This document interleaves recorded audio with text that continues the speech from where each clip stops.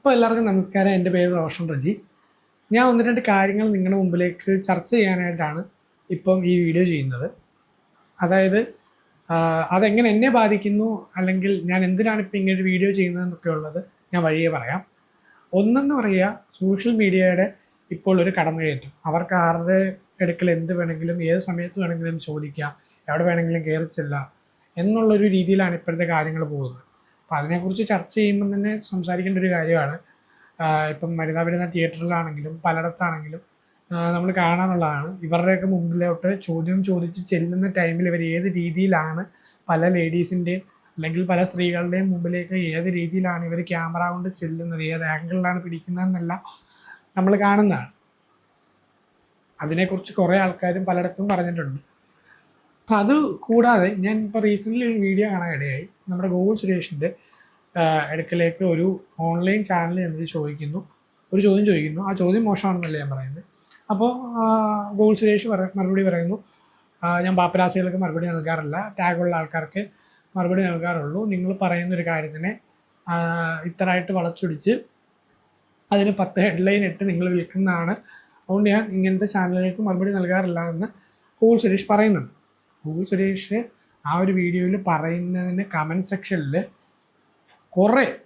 കുറേയേറെ നെഗറ്റീവ് കമൻസാണ് ഞാൻ കണ്ടിട്ടുള്ളത്. പോസിറ്റീവ് കമൻസ് ഉണ്ട്, അത് മനസ്സിലാകാവുന്നവർക്ക് കുറച്ചൊരു പോസിറ്റീവ് കമൻസ് ഉണ്ട്. എന്നാൽ അതിലും കൂടുതൽ നെഗറ്റീവ് കമൻസാണ്. ഇവൻ അഹങ്കാരമാണ്, ഇവൻ സുരേഷ് ഗോപി റൂട്ടാണ്, അല്ലെങ്കിൽ സുരേഷ് ഗോപിയുടെ അഹങ്കാരമാണ്, ഗോകുൽ സുരേഷിൻ്റെ വീട്ടുകാരെയും പറഞ്ഞുകൊണ്ട് കുറേ നെഗറ്റീവ് കമൻസ് ആ വീഡിയോയുടെ താഴെയായിട്ട് ഞാൻ കാണാനായിട്ട് ഇടയായി.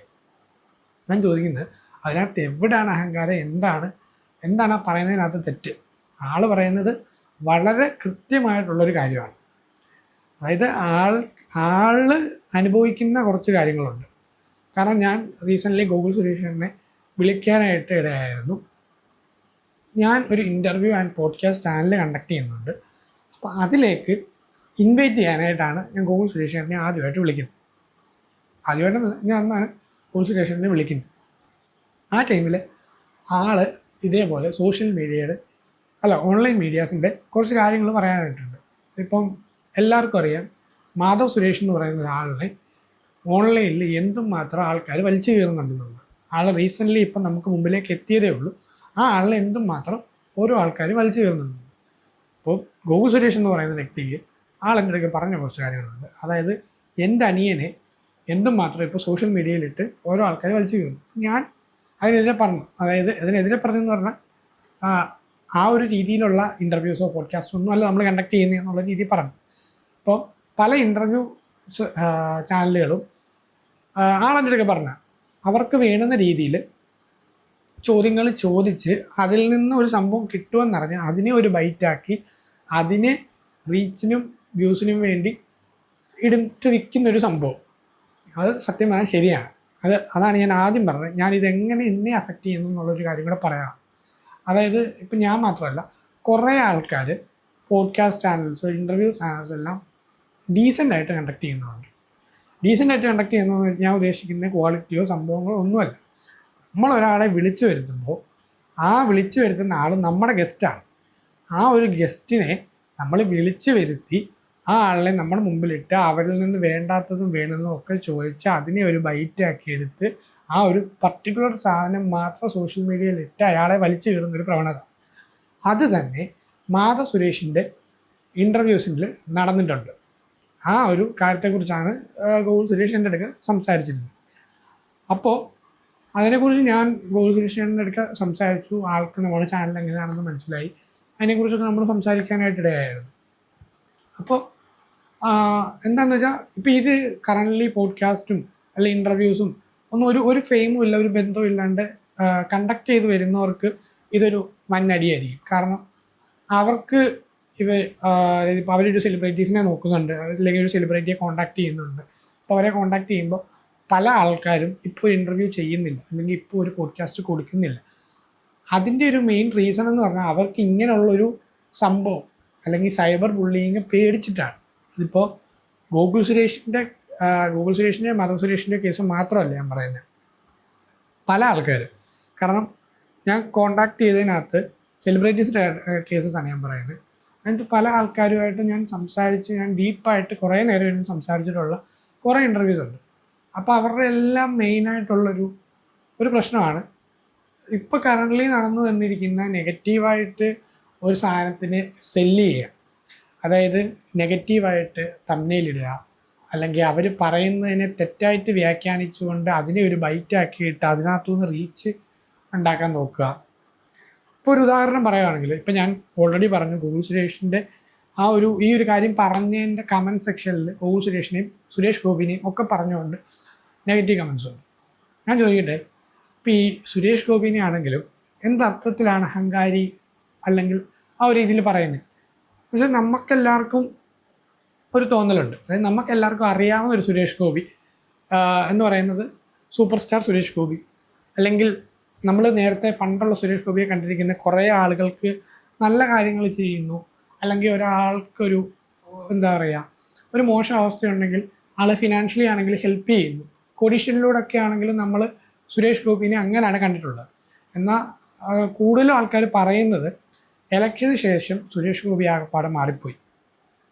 ഞാൻ എന്നെ നല്ലതായിട്ട് വ്യാഖ്യാനിക്കുന്നില്ല, എനിക്കാണെങ്കിലും സുരേഷ് ഗോപി എന്ന് പറയുന്നതിന് മനുഷ്യൻ്റെ അടുക്കലുള്ളൊരു മതിപ്പ് ആദ്യം കുറഞ്ഞിരുന്നു. കാരണം നമ്മുടെ എല്ലാം മുമ്പിലോട്ട് വരുന്നത് ഈ ഓൺലൈൻ മീഡിയാസും സോഷ്യൽ മീഡിയ ചാനൽസുമാണ്. അപ്പോൾ അതിലൊക്കെയുള്ള സംഭവം അവർ മെയിൻലി നോക്കുന്നത്, ഇപ്പോഴുള്ള ഒരു സംഭവമില്ല, അവർ മെയിൻലി നോക്കുന്നത് നെഗറ്റിവിറ്റി വിറ്റ് എങ്ങനെ പൈസയാക്കാം. കാരണം നെഗറ്റിവിറ്റിനെയാണ് ഏറ്റവും കൂടുതൽ സെല്ല് ചെയ്യാൻ എളുപ്പവും, അതാണ് അവർ ചെയ്തുകൊണ്ടിരിക്കുന്നത്. ഇപ്പോൾ എൻ്റെ ചാനലിൽ ടിനി ടോമുമായിട്ടുള്ളൊരു ഇൻ്റർവ്യൂവിനകത്ത് ടിനി ടോം സുരേഷ് ഗോപിനെ കുറിച്ച് പറയുന്നൊരു സംഭവമുണ്ട്. അത് കേട്ടപ്പോഴാണ് ഞാനും ആലോചിക്കുന്നത്, ഓക്കെ, ആളുടെ ഒരു സിറ്റുവേഷൻ ഇങ്ങനെയാണ്. അപ്പോൾ അതിനൊരിക്കലും നമുക്ക് കുറ്റം പറയാൻ പറ്റത്തില്ല. നമ്മൾ കാണുന്ന ഒരു അവസ്ഥയെക്കുറിച്ച് ഞാൻ പറഞ്ഞു തരാം. അതായത് സുരേഷ് ഗോപി എന്ന് പറയുന്ന ഒരു മനുഷ്യൻ മലയാളത്തിൻ്റെ വൺ ഓഫ് ദ സൂപ്പർ സ്റ്റാറാണ്. ആ ആൾ സിനിമ വിട്ട് നേരെ, സിനിമ പൂർണ്ണമായിട്ടും വിട്ടെന്നല്ല പറയുന്നത്, സിനിമയിൽ നിന്ന് നേരെ രാഷ്ട്രീയത്തിലേക്ക് പോകുന്നത് അയാൾക്കൊരിക്കലും കാശ് മോഹിച്ചിട്ടല്ല. എൻ്റെ ഒരു ടിനി ടോമുമായിട്ടുള്ള അഭിമുഖം എടുത്ത് നോക്കിയാൽ എല്ലാവർക്കും അത് മനസ്സിലാവും. അതിനകത്ത് പറയുന്നുണ്ട്, വ്യക്തമായിട്ട് പറയുന്നുണ്ട്, ടിനി ടോം ഒരിക്കലും കാശ് നോക്കിയിട്ടല്ല ഈ ഒരു രാഷ്ട്രീയത്തിലേക്ക് ഇറങ്ങുന്നത്. ആൾക്കൊരു സേവനം ചെയ്യണം എന്നുള്ളൊരു പോയിന്റ് ഓഫ് വ്യൂവിലാണ്. അതിപ്പം നമ്മൾ ചിന്തിച്ചാൽ തന്നെ നമുക്ക് മനസ്സിലാവും. സിനിമ പോലുള്ളൊരു വലിയ മേഖലയിൽ അവർക്ക് കോടികൾ നേടാവുന്ന ഒരു മേഖലയിൽ നിന്ന് രാഷ്ട്രീയത്തിലോട്ട് ഇറങ്ങുമ്പോൾ അവർക്ക് ഇത്രയും കോടികൾ അവിടുന്ന് കൊയ്യാനായിട്ട് സാധിക്കത്തില്ല. ലൈക്ക് ഞാൻ ഉദ്ദേശിക്കുന്ന ഒരു കൈയെട്ടുവാരൽ പരിപാടികളൊന്നുമല്ല. ആ ഒരു ഇൻ്റർവ്യൂവിനകത്താണെങ്കിലും ടിനി ടോം പറയുന്നുണ്ട്, ഒരു സിനിമയ്ക്ക് വേണമെങ്കിൽ 8 കോടി വരെ സുരേഷ് ഗോപിക്ക് ചോദിക്കാം. പക്ഷേ MP ആയിട്ടിരിക്കുന്ന ഒരു സാഹചര്യത്തിൽ ഇപ്പോൾ എത്ര ലക്ഷം ആയിക്കോട്ടെ ആ ഒരു സാലറി മാത്രമാണ് വരുന്നത്. പിന്നെ എപ്പോഴാണെങ്കിലും ആൾക്ക് 24/7, ഇപ്പോൾ ഏതൊരു ജനസേവനം ചെയ്യുന്ന ഒരാളുടെ കാര്യം നമ്മൾ എടുത്തു നോക്കിയാലും അവർ എപ്പോഴും എന്തെങ്കിലുമൊക്കെ കാര്യത്തിൽ ഓടിക്കൊണ്ടിരിക്കുമായിരിക്കും. ഇത്രയും സ്ട്രെസ്ഫുള്ളായിട്ട് നടക്കുന്ന ടൈമിൽ ആൾക്ക് ഓൾറെഡി ഒരു ഫെയിമുണ്ട്. അപ്പോൾ ആ ഫെയിമിൽ നിൽക്കുന്ന ഒരാൾ എവിടെയെങ്കിലും വന്നിറങ്ങുമ്പോൾ ഈ ഓൺലൈൻ മീഡിയാസ് ചെന്നിട്ട് മൈക്കും ക്യാമറയും ഒക്കെ ആയിട്ട് ചെന്ന് ഇയാളുടെ ഇടയ്ക്ക് ചോദിക്കുന്നത് പ്രവോക്ക് ചെയ്യുന്നൊരു ചോദ്യമാണെങ്കിൽ അത് അയാൾക്ക് അതിനെന്ത് രീതിയിലുള്ള മറുപടി നൽകണം? സ്വാഭാവികമായിട്ടും അയാൾ ഒരു മനുഷ്യനാണ്. നമ്മളെല്ലാവരും ഇപ്പം നമ്മളോടാണെങ്കിലും നമുക്കിഷ്ടമില്ലാത്ത, അല്ലെങ്കിൽ നമ്മൾ ഓക്കെ അല്ലാത്തൊരു സാഹചര്യത്തിൽ വന്നിട്ട് നമുക്കിഷ്ടപ്പെടാത്തൊരു സാഹചര്യത്തിൽ എന്തെങ്കിലും ഒരു കാര്യം സംസാരിച്ച് കഴിഞ്ഞാൽ നമ്മളായാലും പ്രവോക്കാവും. അപ്പോൾ ഇത്രയും സ്ട്രെസ്ഫുള്ളായിട്ടുള്ള ഓടി നടക്കുന്ന ഒരു മനുഷ്യൻ്റെ മുമ്പിലേക്ക് അയാളെ പ്രവോക്ക് ചെയ്യുന്നുള്ള രീതിയിലുള്ള ചോദ്യങ്ങൾ ചോദിക്കുമ്പോൾ അയാൾ സ്വാഭാവികമായിട്ടും പൊട്ടിത്തെറിക്കും. സുരേഷ് ഗോപി എന്ന് പറഞ്ഞിട്ട് കാര്യമില്ല, ആരായാലും പൊട്ടിത്തെറിക്കും. അപ്പോൾ നമ്മുടെ മുമ്പിലേക്ക് പിന്നീട് വരുന്ന സുരേഷ് ഗോപി ഈ ഒരു സോഷ്യൽ അല്ലെങ്കിൽ ഈ ഓൺലൈൻ മീഡിയാസ് ഈ ഒരു രീതിയിലുള്ള നെഗറ്റീവ്സ് മാത്രമാണ് നമ്മുടെ മുമ്പിലേക്ക് പ്രചരിപ്പിച്ചുകൊണ്ടിരിക്കുന്നത്. അപ്പം നമ്മൾ വിചാരിക്കും, ഓക്കെ, സുരേഷ് ഗോപി എന്ന മനുഷ്യൻ ഇങ്ങനെയാണ്, സുരേഷ് ഗോപി കൊള്ളരുതാത്തവനാണ്, അങ്ങനെയുള്ള രീതിയിലുള്ളൊരു മൈൻഡ് സെറ്റ് ആയിരിക്കും നമ്മുടെ ഉള്ളിലേക്ക് വരിക. ശരിക്കും പറഞ്ഞാൽ ഞാൻ റീസെൻ്റ്ലി ഒരു ന്യൂസിനകത്ത് 1-2 വീഡിയോസൊക്കെ കാണാനുണ്ടായി. അതേപോലെ ഞാൻ എൻ്റെ 1-2 ഫ്രണ്ട്സുണ്ട്, അവരുടെ അടുക്കലും ഞാൻ ഇതേപോലെ ഈ സുരേഷ് ഗോപിയുടെ കാര്യം ചർച്ച ചെയ്തായിരുന്നു. അപ്പോൾ അതിനകത്ത് അവർ തൃശ്ശൂരുകാരാണ്. അപ്പം തൃശ്ശൂരുകാർക്ക് ആക്ച്വലി സുരേഷ് ഗോപി എന്ന് പറഞ്ഞ മനുഷ്യനോട് ഇത്ര വെറുപ്പോ സാധനങ്ങളോ ഒന്നും തോന്നിയിട്ടില്ല. അവിടുന്ന് ജയിപ്പിച്ചു വിട്ടൊരു MP എന്നതിലുപരി അവിടെ അയാൾ പല സഹായങ്ങളും ചെയ്യുന്നുണ്ട്. സുരേഷ് ഗോപി എന്ന മനുഷ്യൻ പല സഹായങ്ങളും ചെയ്യുന്നുണ്ട്. ഇപ്പം ഞാൻ ഈ ഒരു വീഡിയോ ചെയ്യുന്നത് നിങ്ങൾക്ക് തോന്നും ഗോകുൽ സുരേഷും മാധവ് സുരേഷും സുരേഷ് ഗോപി ഇവരെ ആരെ സപ്പോർട്ട് ചെയ്യാൻ വേണ്ടിയിട്ടല്ല. ഈ ഒരു സോഷ്യൽ മീഡിയ എങ്ങനെ നമ്മുടെ മുമ്പിൽ നല്ലത് ചെയ്യുന്ന ഒരാളെ ആണെങ്കിൽ എങ്ങനെ അതിനെ തിരിച്ച് മോശമായി പോർട്രേ ചെയ്യുന്നു എന്നുള്ളൊരു കാര്യം വ്യക്തമാക്കാൻ വേണ്ടി മാത്രമാണ്. പലർക്കും ഇപ്പോഴും ഇത് മനസ്സിലാകാണ്ട് സോഷ്യൽ മീഡിയാസ് മാത്രം അല്ലെങ്കിൽ ഓൺലൈൻ മീഡിയാസ് മാത്രം നോക്കി ഒരാൾ നെഗറ്റീവാണ്, കൊള്ളരുതാത്തവനാണെന്ന് പറയുന്ന കുറേ സാഹചര്യങ്ങളുണ്ട്. ഇപ്പം ഗോകുൽ സുരേഷ് ആണെങ്കിലും ഈ ഒരു കാര്യത്തിന് അങ്ങനെ റെസ്പോണ്ട് ചെയ്യാനുള്ള കാരണം ആളാണെങ്കിലും ഒരു മനുഷ്യനാണ്. ഇപ്പം ഇൻ കേസ് നമ്മുടെയൊക്കെ ഒരു ഫാമിലിയിലാണ് ഇങ്ങനൊരു സിറ്റുവേഷൻ, അതായത് നമ്മളൊരാളെ നാളെ സോഷ്യൽ മീഡിയയിലിട്ട് വലിച്ചു കയറുവാണെങ്കിൽ അത് നമ്മളെ എന്തോരം ഹേർട്ട് ചെയ്യും. അതേപോലെ തന്നെ മാധവ് സുരേഷിനെ ആണെങ്കിലും പുതിയതായിട്ട് വന്നപ്പോൾ ആളുടെ ആണെങ്കിലും സോഷ്യൽ മീഡിയയിലിട്ട് പല ചോദ്യങ്ങളും അങ്ങോട്ടിട്ട് കൊടുത്ത് ചോദിച്ച് അതിന് മറുപടി പറഞ്ഞ് വലിച്ചു കയറുന്ന പല സാഹചര്യങ്ങളും ഉണ്ട്. അപ്പോൾ അത് അവരുടെ ഫാമിലിയിലും അത് അഫക്റ്റ് ആവും. അവർ സ്റ്റാർസ് ആണെന്നേ ഉള്ളൂ, അല്ലെങ്കിൽ അവർ സെലിബ്രിറ്റീസ് ആണ്, അവരെ 4 പേർക്ക് അറിയാം. പക്ഷെ അവരും മനുഷ്യരാണ്, അവരെ അത് അഫക്റ്റ് ചെയ്യുന്ന കാര്യങ്ങളാണ്. അപ്പോൾ പല കാര്യങ്ങളും അറിയാണ്ട് കുറേ പോയി നെഗറ്റീവ് കമൻസ് ഇടുന്നതിനകത്തൊരു കാര്യമില്ല. നെഗറ്റീവ് കമൻസ് ഇടുന്നത് നമ്മുടെ ഒരു സ്വാതന്ത്ര്യമാണെന്നൊക്കെ പറയും. പക്ഷേ ആ ഒരു സ്വാതന്ത്ര്യത്തെ ഞാൻ പറഞ്ഞല്ലോ, ഞാനാണെങ്കിലും ചിന്തിച്ച് വെച്ചിരുന്നത് നമ്മളൊരു സൈഡ് ചിന്തിക്കാറില്ല. അതെൻ്റെ ഒരു പ്രശ്നമാണ്. അതായത് ഇപ്പം ഞാൻ പറഞ്ഞ കാര്യത്തിൽ തന്നെയാണെങ്കിലും അതെങ്ങനെ ആയിരിക്കും അവരുടെ ഒരു സിറ്റുവേഷനാണ്, ഇത് ചോദിക്കുമ്പോൾ ഉള്ള അവരുടെ ഒരു സിറ്റുവേഷനിൽ അവരെങ്ങനെ ആയിരിക്കും മറുപടി ചെയ്യുന്നത് എന്നുള്ളൊരു കാര്യം നമ്മൾ ചിന്തിക്കാറില്ല. അതിൻ്റേതായിട്ടുള്ള കുറേയേറെ പ്രശ്നങ്ങളുണ്ട് ഈ ഓൺലൈൻ മീഡിയാസ് ത്രൂ. അപ്പോൾ അതൊന്ന് പറയണമെന്ന് തോന്നി. രണ്ടാമത്തെ ഒരു കാര്യം, ഇതേപോലെ തന്നെ കഴിഞ്ഞ ദിവസത്തെ ഒരു സിറ്റുവേഷൻ നിങ്ങൾക്ക് എല്ലാവർക്കും അറിയാവുന്ന ഒരു കാര്യമാണ്.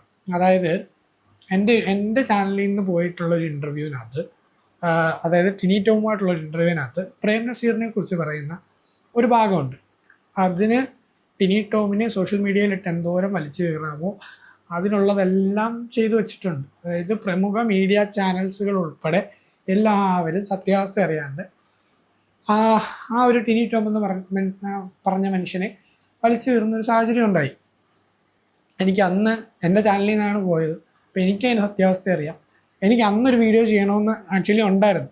പക്ഷെ ഞാൻ പറഞ്ഞത് ഞാൻ സ്റ്റാർട്ടിങ് ആണ്. അപ്പം ഞാൻ എൻ്റെ ചാനൽ തുടങ്ങിയിട്ട് ആ ഒരു ടൈമിൽ ഒരു 1-1.5 മാസം ആയിട്ടേ ഉള്ളൂ. അപ്പോൾ എനിക്ക് അറിഞ്ഞുകൂടാ ഇങ്ങനെയുള്ള എന്താണ് പറയുക, ഓൺലൈൻ സൈബർ ബുള്ളിങ് ആണെങ്കിലും അല്ലെങ്കിൽ ഒരാളിനെ ഏറി കയറ്റി വിടുന്നു, വലിച്ചു കയറുന്നത്, അപ്പോൾ ഇതിനൊക്കെ എതിരായിട്ട് എങ്ങനെ സംസാരിക്കണം, എന്ത് സംസാരിക്കണം എന്നുള്ള രീതിയിൽ എനിക്ക് അറിഞ്ഞുകൂടാ. അപ്പോൾ എന്നും എനിക്ക് ആഗ്രഹമുണ്ട്. പല ആൾക്കാരും എൻ്റെ അടുക്കൽ ഈ ചാനലിൽ നിന്ന് ഇങ്ങനെയാണല്ലോ, ഇന്ന ചാനലിൽ നിന്നാണ് പോയതെന്ന് എൻ്റെ അടുക്കൽ സംസാരിക്കുന്ന സാഹചര്യത്തിൽ ഞാൻ പറഞ്ഞിട്ടുണ്ട് അങ്ങനെ ഒരു രീതിയിലല്ല എന്ന് പറഞ്ഞ് ഞാൻ അവർക്കെല്ലാം ക്ലാരിഫൈ ചെയ്ത് കൊടുത്തിട്ടുണ്ട്. അതിൻ്റെ ഒരു സത്യാവസ്ഥ എന്താണെന്ന് വെച്ചാൽ, നിങ്ങളെല്ലാവരും ആ ഒരു ഇൻ്റർവ്യൂ ഇപ്പോഴൊരു ചാനലിൽ കിടപ്പുണ്ട്, ആ ഒരു ഇൻ്റർവ്യൂ എടുത്ത് നോക്കുകയാണെങ്കിൽ, നിങ്ങൾക്ക് കംപ്ലീറ്റ് ആയിട്ട് ആ ഒരു ഇൻ്റർവ്യൂ കാണുവാണെങ്കിൽ നിങ്ങൾക്ക് മനസ്സിലാവും ആ ഒരു മനുഷ്യൻ, ടിനി ടോം എന്ന് പറയുന്ന മനുഷ്യൻ ഏതർത്ഥത്തിലാണ് പ്രേം നസീറിനെ കുറിച്ച് അങ്ങനെ ഒരു കാര്യം പറഞ്ഞേക്കുന്നത്.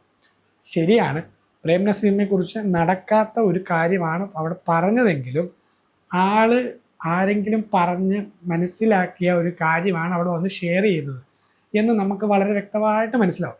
കാരണം ടിനി ടോം പ്രേം നസീറിൻ്റെ കൂടെ അഭിനയിച്ചിട്ടില്ലെന്ന് ഇവിടുത്തെ കൊച്ചു കുട്ടികൾക്ക് വരെ അറിയാം. അപ്പോൾ ഏതടിസ്ഥാനത്തിലാണെങ്കിലും നമുക്ക് മനസ്സിലാവും എന്താണ് ഇപ്പം പ്രേം നസീറിൻ്റെ അന്നത്തെ കാര്യങ്ങൾ സംഭവങ്ങളൊക്കെ ഇപ്പോൾ എൻ്റെ അടുക്കെ ചോദിക്കാം, മനസ്സിലാവുമെന്നുണ്ടെങ്കിൽ നിനക്ക് അന്നേരം ചോദിച്ചുകൂടായിരുന്നു എന്ന് ചോദിക്കാം. എനിക്ക് പ്രേം നസീറിനെ അറിഞ്ഞുകൂടാ, എനിക്ക് സിനിമാ മേഖലയുമായിട്ട് അധികം ബന്ധമില്ല. അപ്പം ഈ തെറ്റ് ഏതാ ശരി ഏതാന്നുള്ള രീതിയിൽ എനിക്ക് അടുത്തറിഞ്ഞുകൂടാ. എനിക്ക് പ്രേം നസീറിനെ അറിഞ്ഞുകൂടാന്ന് പറഞ്ഞാൽ പ്രേം നസീറിനെ പറഞ്ഞ മനുഷ്യനെ എനിക്ക് അല്ലെങ്കിൽ പേഴ്സണലി എന്നല്ല, ആളെങ്ങനെ ആയിരുന്നു എന്നുള്ള കാര്യത്തിൽ എനിക്ക് അറിഞ്ഞുകൂടാ.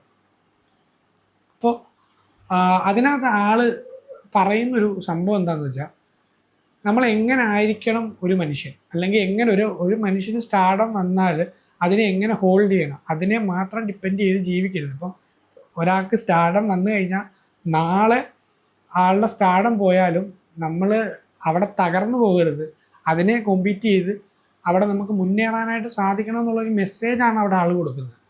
പക്ഷേ ആൾ പറഞ്ഞൊരു തെറ്റായിട്ടുള്ള കാര്യമാണ്.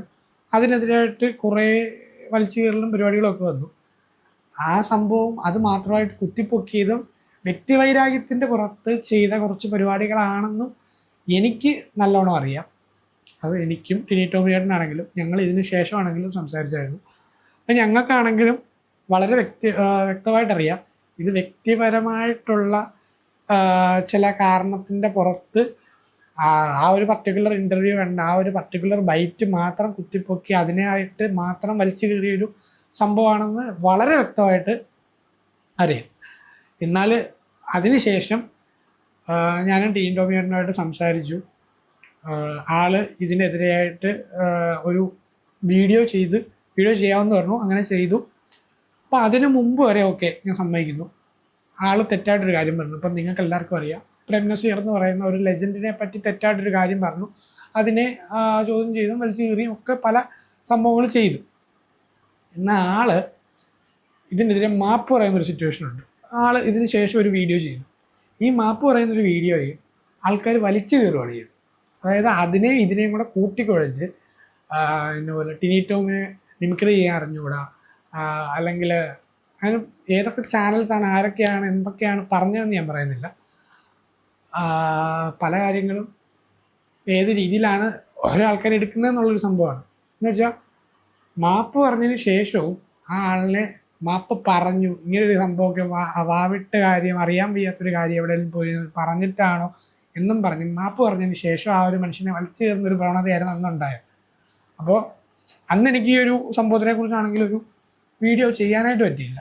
അപ്പം ഞാൻ ഇപ്പോൾ ഉള്ള ഒരു സോഷ്യൽ മീഡിയാസിൻ്റെയും ഇൻ്റർവ്യൂ ചാനൽസിലും ഒക്കെ നടക്കുന്ന ഒരു സിറ്റുവേഷനും അതെങ്ങനെ തെറ്റായിട്ട് വ്യാഖ്യാനിക്കപ്പെടുന്നു എന്നുള്ളൊരു കാര്യത്തിനെ കുറിച്ചും കൂടെ പറയാനായിട്ട് വന്നു. ഇൻ്റർവ്യൂ ചാനൽസിൻ്റെ വേറൊരു മെയിനായിട്ടുള്ളൊരു പ്രശ്നമാണെങ്കിലും റീസെൻ്റ്ലി നടക്കുന്ന മമ്മൂൻ്റെ ഇൻസിഡൻ്റ് ആയിക്കോട്ടെ, പലരുടെയും ഇൻസിഡൻ്റ് ആയിക്കോട്ടെ, അതിനകത്ത് അവർ എന്ത് ചോദിക്കുന്നു അല്ലെങ്കിൽ അവരതിന് എന്തുമാത്രം ക്യൂരിയോസിറ്റി കൊടുക്കുന്നു. മമ്മൂൻ്റെ മാത്രം കേസല്ല, പല ഇൻ്റർവ്യൂ ചാനൽസും അവർക്ക് വേണ്ടുന്നൊരു സംഭവം നെഗറ്റിവിറ്റിയാണ്. ആ ഒരു സംഭവമാണ് അവർ പിടിച്ചെടുക്കാൻ നോക്കുന്നത്. അപ്പോൾ ആ ഒരു പ്രവണത മാറ്റി നമുക്ക് വരുന്ന ഗസ്റ്റിനെ നമ്മൾ നല്ലതായിട്ട് ട്രീറ്റ് ചെയ്ത് നമ്മൾ നല്ല കാര്യങ്ങൾ അവരിൽ നിന്ന് ചോദിച്ച ആൾക്കാരിലേക്ക് കൊടുക്കുക. അല്ലെങ്കിൽ ഒരു സോഷ്യൽ ഇൻഫർമേഷൻ ഉണ്ടെങ്കിൽ അതെടുക്കുക.